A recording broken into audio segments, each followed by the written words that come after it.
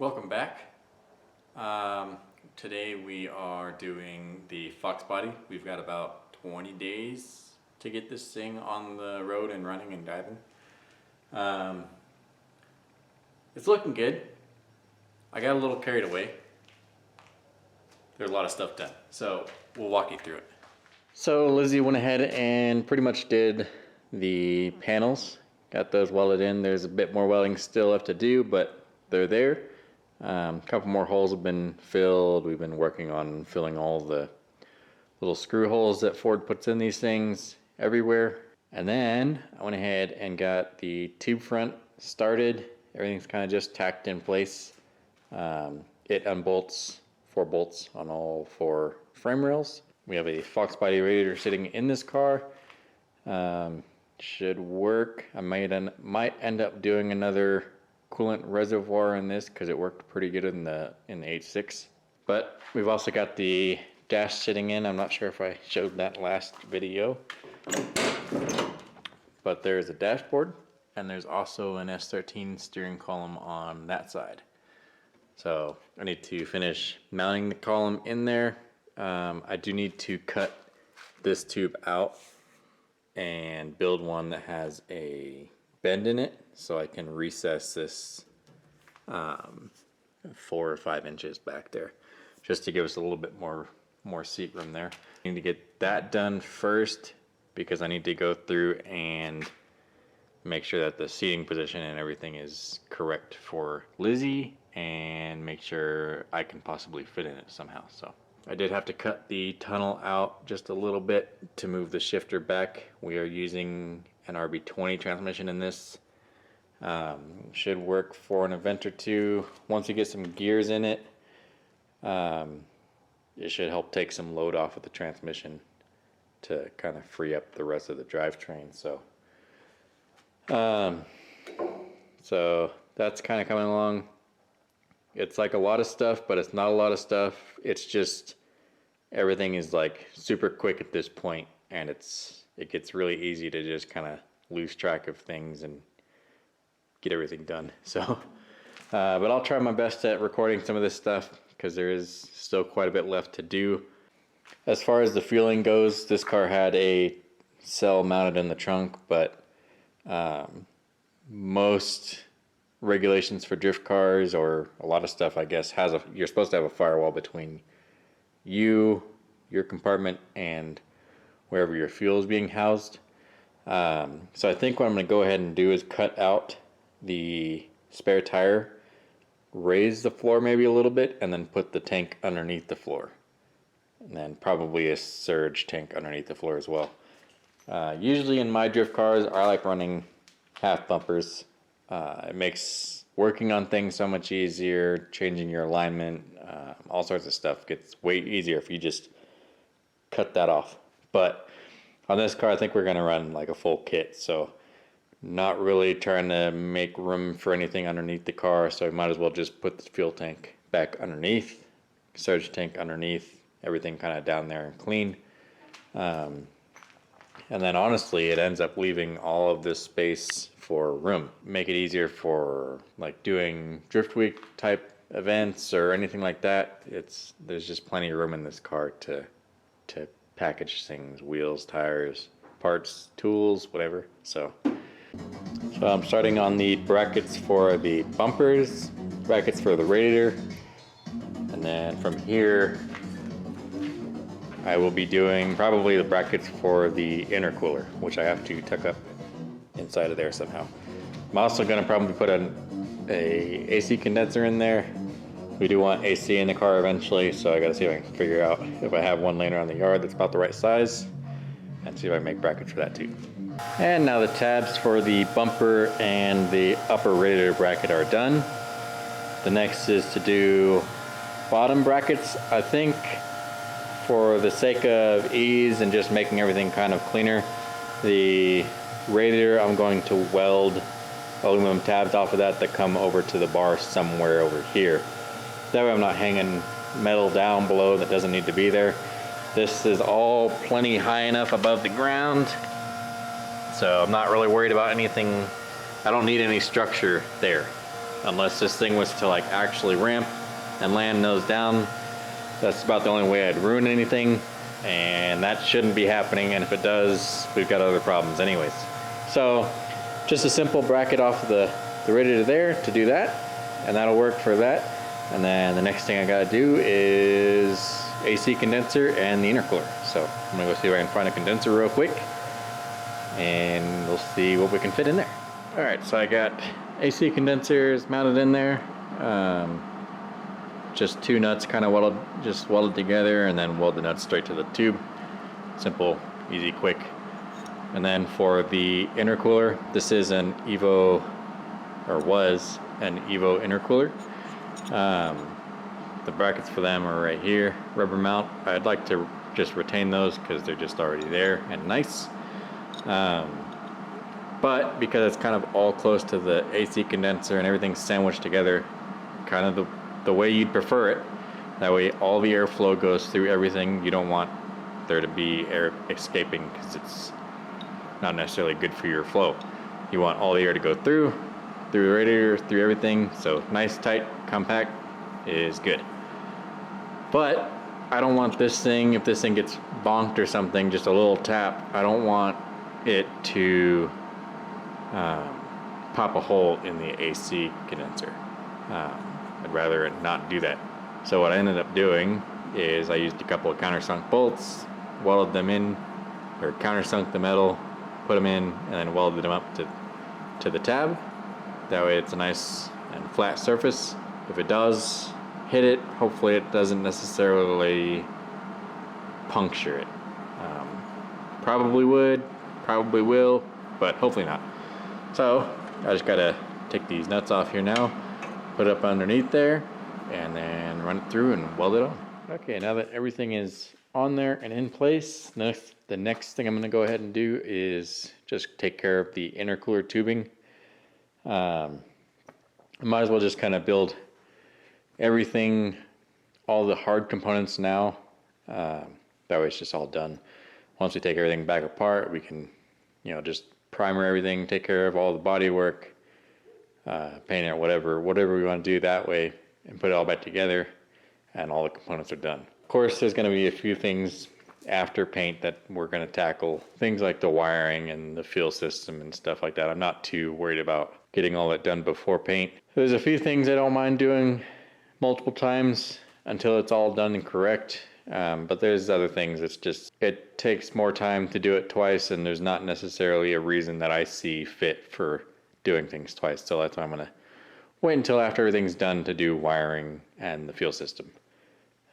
All that stuff's kind of easy stuff. You just mount on top of things, on top of the frame. There's no point in going all fancy with that stuff. So I made the engine mounts yesterday, and then I started the tube front yesterday, and then today we're pretty much finishing the tube front, finishing everything up front.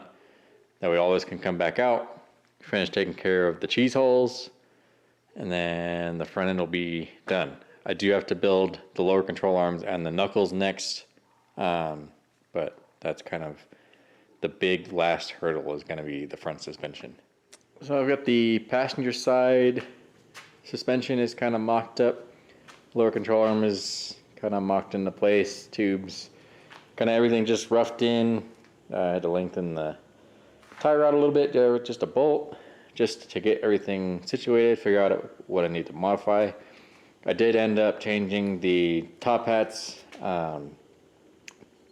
being way in here, and getting the wheels straight with just a 2-inch space, or 2-inch lengthened LCA.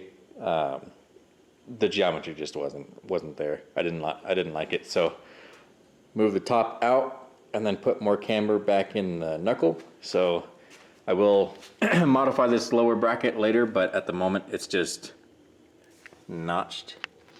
You can see it maybe. So I just notched it out, slid it out, tightened it up, and I like that position way better. So it just kind of puts all the pivots closer towards the actual wheel, and not like in this weird area where when this wheel turns forward, it's like tilted way forward, and when it turns back, it's tilted way back. I don't really like that. It's better to get it a little bit flatter through the range of motion. So just about all of that is done. I went ahead and figured out my angles at lock. So at the moment I'm sitting 65 degrees turning that way, and then 60 degrees turning this way. So I have a Ackerman adjustment that I have to make on the knuckle itself, but everything, like I said, it's all just kind of tacked together, mocked into place to try to figure out what I want to move. The top hats, these are not mocked into place. This is solid. This is where it's going to be. There's a little bit more caster in it and a lot more outwards, so it's just, that's about as good as I can get for this vehicle. So that's just gonna stay there no matter what. I like the position of it. There's no reason to make that modifiable. I can add or subtract a little bit more camber in there. It's a little bit of a pain because I have to drop it out just to get to those bolts, but not really worried about that. That is good for me. I don't mind it. So everything from here on is just modifying the knuckle itself, change camber a little bit there, change the pickup point on the tie rod. So these are shortened stock knuckles quite a bit, and then the Ackerman adjustment is by moving this direction in or out. So to get my Ackerman back centered or back to where I want it, I'll have to move this back in there towards the rotor, and that'll put a little bit more Ackerman in it. I'm not sure if this is positive or negative Ackerman at the moment, but it's the wrong direction, so I'll change that. Rack's just kind of sitting in there still at the moment just to figure out if that is exactly where it's going to stay. I still need to modify that a bit more, put more clearance in there for the steering column itself, and then make this side bracket. But that one actually, that bolt goes right through the factory position, so that works out pretty good. I did have to modify the K-member quite a bit. A tubular K-member would probably be a lot nicer to use, but oh well. Cut out this whole section here, the spring perch. Don't need any of that. So that all gets cut out, and it ends up, the tire does get pretty close inside there, so. But we've got pretty decent clearance all the way around. I like that pretty good, so I will end up making a angle stop in here that's adjustable, and even doing an angle stop for the other side here. So I'll have angle stops on both sides, set right to the stops on the rack, so it'll just be kind of the rack will stop and the suspension itself will stop all at the same point. So, but I like this. This is pretty much good. So now that I have my baseline figured out, I can, and the couple modifications left I gotta make, not really too worried about it, I can go ahead and copy this onto the other side. The first thing, or one of the things I gotta do, is I gotta cut out the top right through here, and it actually cuts out quite a ways into the frame rail. So on this one, we're a ways into the frame rail, so this whole area is just gonna have to get reinforced quite a bit. Not necessarily a lot. There's probably less force here. Well, I think this is overbuilt, honestly. I don't think that this area needs to be as big as it is, especially on this side. Once everything's, you know, the point of force is right here. It's not way out here, or there's not a lot of force way out here. There is a little bit, but not a lot. So I'll kind of reinforce that little area a little bit, but I'm not extremely worried about it. I think it's pretty good. So, like I said, I'm at a 2-inch extended LCA. The thing that kind of dictates that measurement for me on every car is the clearance into the frame rail. So generally the tires we run are about 2 feet, 24 inches from the edge of the tire to this edge of the tire. So half that, 12 inches, and you end up taking that measurement 12 inches from your spindle and running it back to the frame rail or thereabouts in there, and figure out kind of what your clearance will be. So I went ahead and kind of already measured that and came up with 2 inches, and that's kind of how I got the clearance that I want inside there. I could have extended this more, but then I'd have more geometry problems and more things going on with it. The front tire does stick out quite a bit. Sticking out poke is not necessarily what you want. It takes quite a bit of body work to make all this kind of look the way it's supposed to. So and it makes it also harder to clearance the front of the bumper and the front of the side skirt, or the back of the front bumper. But everything kind of gets put into a place where, you know, it's optimized in every single point, and my compromises will, if I have to make compromises, it is going to be in cutting the side skirt and the bumper. But that's like the last of my compromises. The big thing is getting it structurally sound and optimized everywhere else. So that's kind of why drift cars are like this. You know, body's way in there, tires way out here. So I have the right side up here on the table, the now driver's side. That is just a measurement. There's nothing special with these knuckles that I need to set them up on a jig or anything. It is a simple measurement. Cut it over, move it, and get it really, really close. These are actually really simple to do that. Just because you end up dropping this point, and then it moves it down into this area, and you have a nice, you know, flat plane to work with. So pretty easy, not too hard. Cut and shut knuckle, not really uncommon. So that's normal. Good to go. The LCA, this is kind of where it gets a little bit tricky. So I've got a setup up here. I've got a line that I can line up with the back of my bushings on both sides. Put it flush on the table, and then out here I've got my rough area to put the ball joint. So extending 2 inches from there out to here. I have a square as well. I can use this to butt up and make sure I'm pretty much on it. You'll notice these are pretty thick lines. The placement of this is important, but it's not like, you know, it doesn't need to be within a 32nd of an inch. A 16th or even an 1/8 inch is probably good enough for this. It's not detrimental. You can have a slight difference in caster from side to side, but once it comes down to it, it's kind of just get everything really, really close, and maybe make a small adjustment somewhere. The bolts that go through on the K member into these lower control arms, there's actually quite a bit of slop there. So even if this was an 1/8 of an inch off, push one side forward, push the other side back, tighten it up, and it's good to go. So not too worried about it. The big thing is that I'm extending this 2 inches and my height stays roughly the same and the angle stays roughly the same. That's all I'm worried about. There's nothing crazy that I'm doing here. There's nothing too insane, or there's no weird tricks or anything. It's just kind of moving it out a little bit, giving more room for my tires. So, like I said though, this is kind of, it gets into a tricky spot because I've got this set up here in this direction, the same as I had the other one set up, but the bars are obviously going to be different. So I have the old piece that I cut out of the other side, and the way that I'm going to mark everything out, or get it close, is line up my holes, get everything kind of centered, and then I can make my lines based off of that. Once I cut all this out, I can just easily reposition this in here and it'll be good to go. So I'm gonna do that and then get this side, kind of get all these tubes all in place and carry on.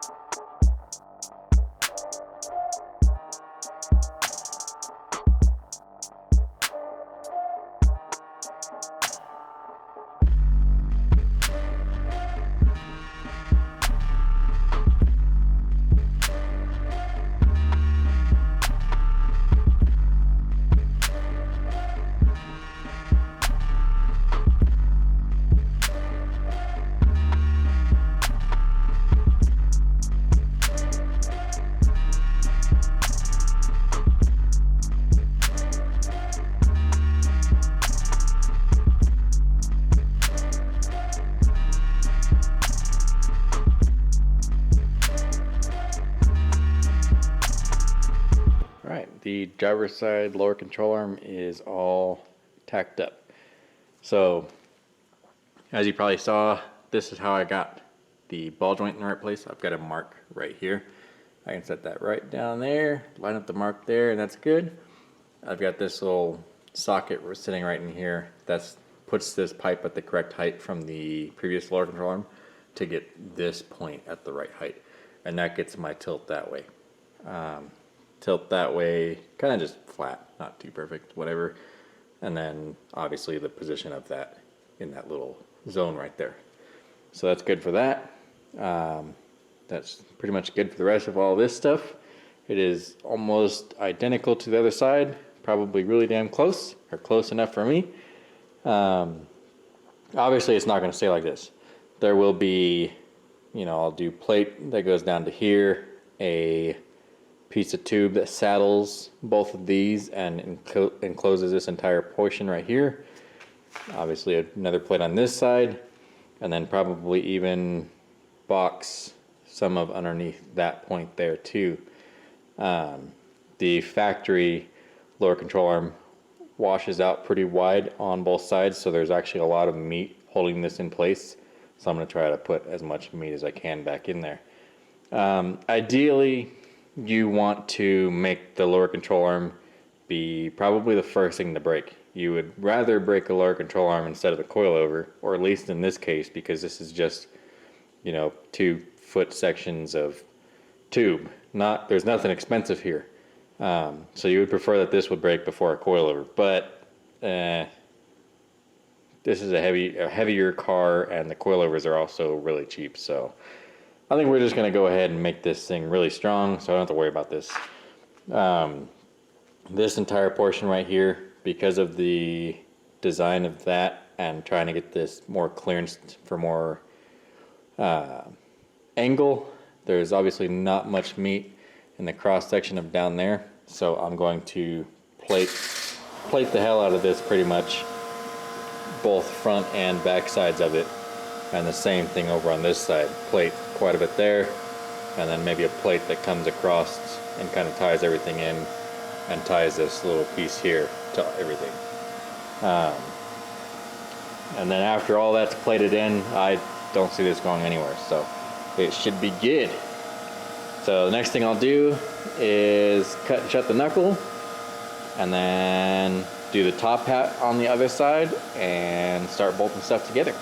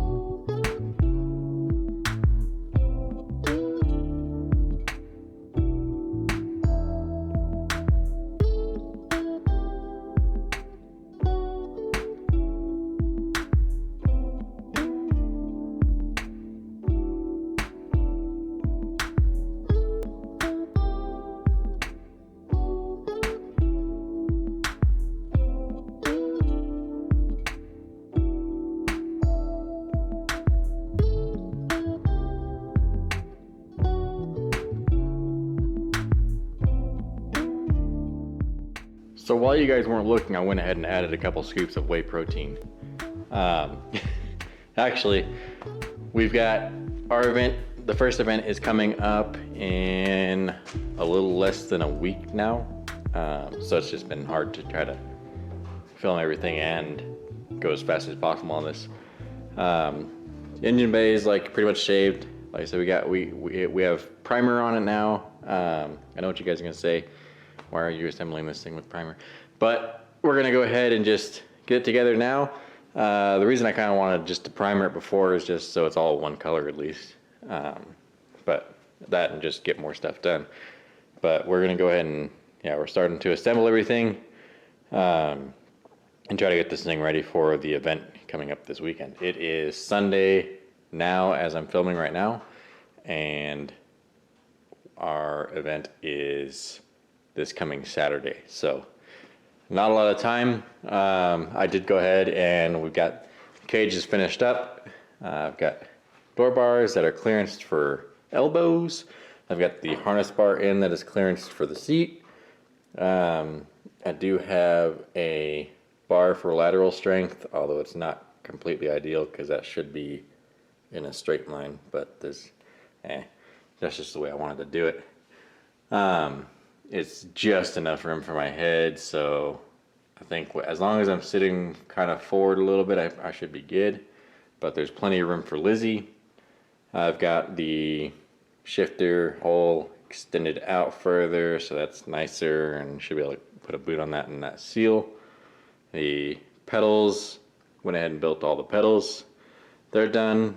You guys will see them on there shortly, as well as the dashboard, steering column, seat, everything. It's kind of, at this point, the car just kind of does fall together. But there's still quite a bit of custom stuff I've got to make. The rear, we cut out the spare tire. Got a plate welded in, and then two braces that go across that also act as the fuel tank bracket. And then the top of the fuel tank will be accessible here. Eventually I'll make a cover that'll go over here. We have to fill it from here, but eventually I'd also like to figure out a way to make a pipe that goes across and through there. That way you can fill it from outside the car.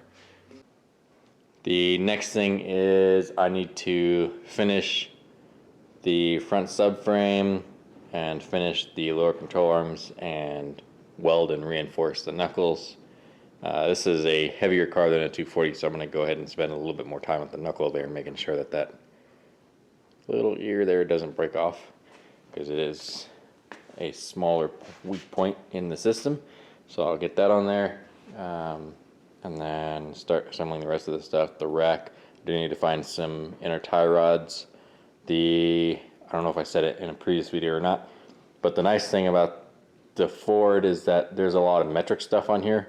And the outer tie rods are actually pretty much the common metric thread pitch that is shared with Nissans and Toyotas and stuff. So I should be able to find some inner tie rods that are the right length for me there, and still have the correct outer tie rod with the correct cone into the knuckle. So there is that, and we'll continue.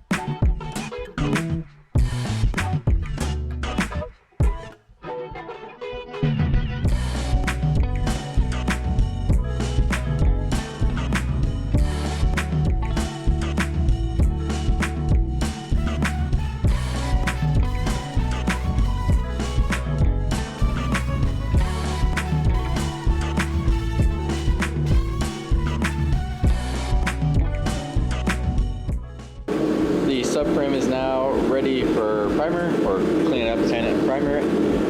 A couple things missed on the camera, but got all that back in. material all around the pads for the steering rack, and then I've got more material put back in there, and then another strengthening brace in there. It's just way too tight in here to try to put metal back in here, have the rack there and the lower control arm be there and not get in the way of stuff. So that's just gonna stay open. I'm pretty confident that there's enough material here that I put back that piece there is strong enough to hold the lower control arm. So that'll stay open. I'll just keep an eye on it later. If anything changes with that wheel alignment, I'm probably going to be there. So now I have the lower control arms and the knuckles to finish up, and then I can sand all this stuff, primer it, and then put it back in the car, and hopefully have the car rolling by tonight. Hopefully.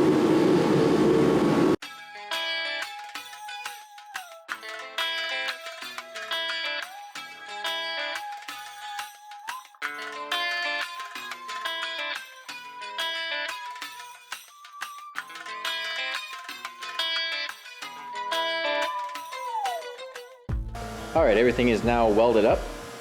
The lower control arms are done. I was going to make these a bit stronger than this, but I think this is plenty enough. They're already getting pretty heavy, so I don't think they're going to go anywhere. Usually when I build lower control arms for like S13s, I purposely make them on the weaker side, that way they fail before the coilovers fail. But like I said previously, I was thinking about just making these stronger and then just let the coilovers fail because they're $100 eBay ones. But we'll see. I got the knuckles primered and the subframe is primered. I went ahead and left these bare because I still need to put lock stops on these. I didn't figure that out when I was actually getting everything ready, so that'll be kind of the last thing. So I'm not too worried about that. I didn't quite make it rolling tonight, but it should be rolling pretty early by tomorrow.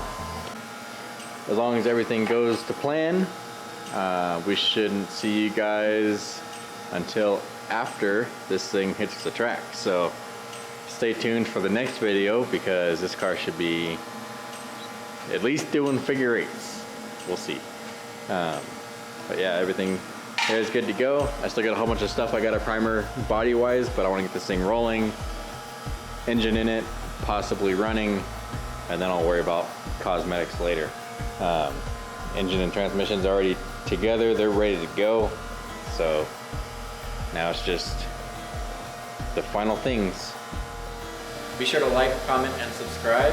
Let me know what you guys think about this video and what we could do in the next videos, and we will see you guys later.